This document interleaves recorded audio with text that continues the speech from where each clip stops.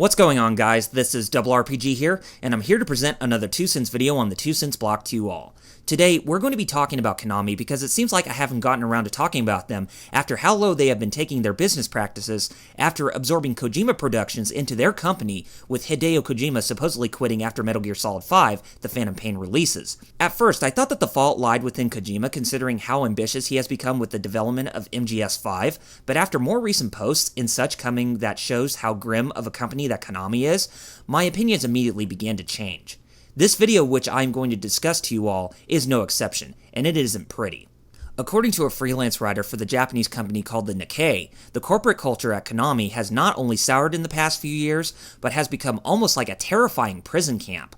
The time when Konami began to fall from grace is when they developed and put out a mobile title in 2010 by the name of Dragon Collection, and the game ended up becoming a very huge hit for them. With development costs being very low, and with the high return in profits, Konami shifted their focus toward cheaper and more lucrative social games and more away from traditional hardcore games, which made them very famous during the 80s, 90s, and early 2000s. Here are some of those tidbits as to why Konami is what they are now, with most of it being old, but a few of them that are very new. Some of the newest tidbits may actually make you shit your pants and realize how disgusting the company really is within their office conditions. Here's what the Nikkei reported on. Kojima Productions, the studio behind the upcoming Metal Gear Solid 5, and long famous as a brand of its own, is now simply known as Number 8 Production Department. The computers in this section, Nikkei says, are allegedly not connected to the internet and are only able to send internal messages. And also, Nikkei reports that employees leaving the company offices during their lunch break are having their absences monitored with time cards. Those who stay out too long are having their names announced throughout the company. Next up, there are cameras in the office corridors that aren't there for security, but rather to monitor the movements of Konami's own employees. Next up, most Konami employees do not have their own permanent company email address. Staff who must deal with people outside the company, such as sales and PR, do. However, everyone else routinely has their addresses randomized and changed every few months. On a side note, Konami employee emails are typically a few letters, followed by a string of numbers, but this random email changing has been going on at Konami for years. A while back, one Konami employee told me this was done to prevent headhunting. Over the years, I have seen developers with company email addresses, and this might have changed recently. And next up, Konami game developers who aren't seen as useful are reassigned to jobs as security guards, cleaning staff at the company's fitness clubs, or roles at patchy slot machine factories.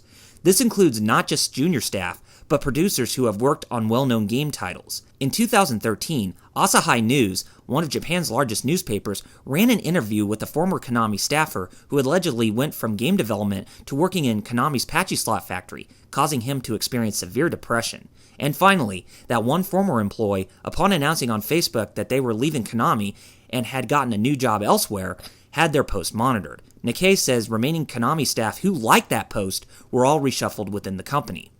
So yeah, you could see just how brutal that Konami's own shareholders and top executives are within the company, as they are the ones who have truly fallen from grace, and not the employees who wanted to work on games, including bigger ones like Hideo Kojima and Koji Igarashi, who left the company most recently. First of all, there are things I know that one cannot do while working in a company because that is a threat to the business's own culture, such as someone finding a job while working, but monitoring it and treating your own employees like crap because of them liking it on Facebook is just truly disgusting. I know you gotta protect employees in hopes that they are doing their jobs, but what Konami is doing makes it sound like that they're an evil empire that treats their employees like prisoners and not the former.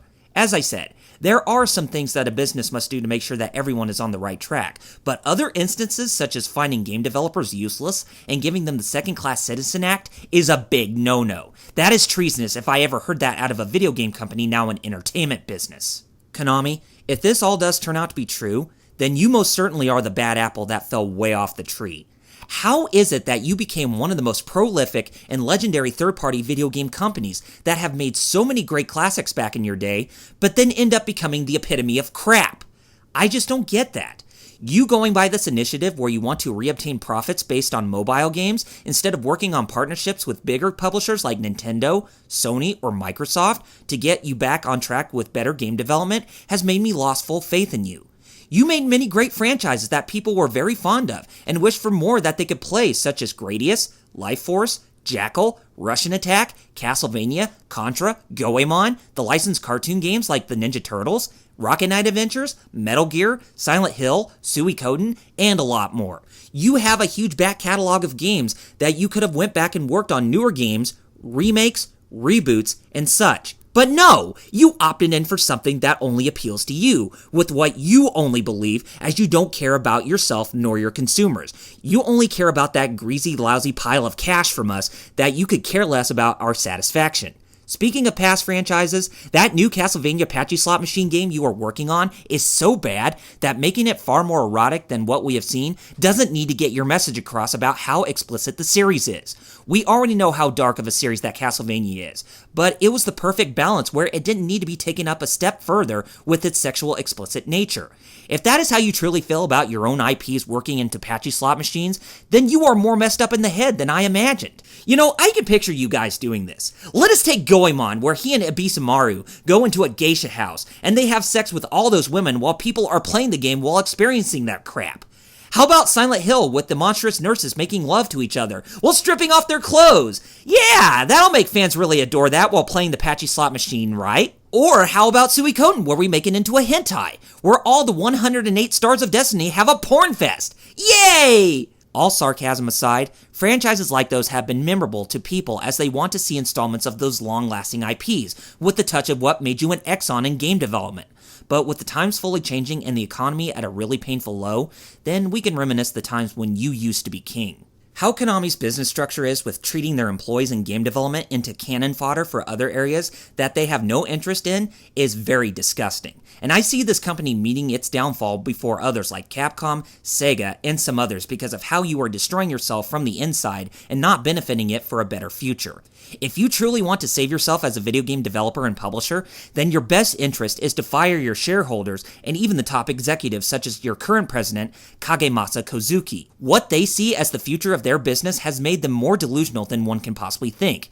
In this day and age, because of how the general public wants their games in such fast increments, Konami has failed to adapt to people's needs, as they felt that we only care about Metal Gear, they think we only care about Silent Hill, and they think we only care about Pro Evolution Soccer. Konami, I am getting to the point where myself and many of your past fans are getting sick and tired of your shit, because you haven't given us a new proper Suikoden game, a new proper Castlevania, a new proper Contra title, a new proper Goemon game.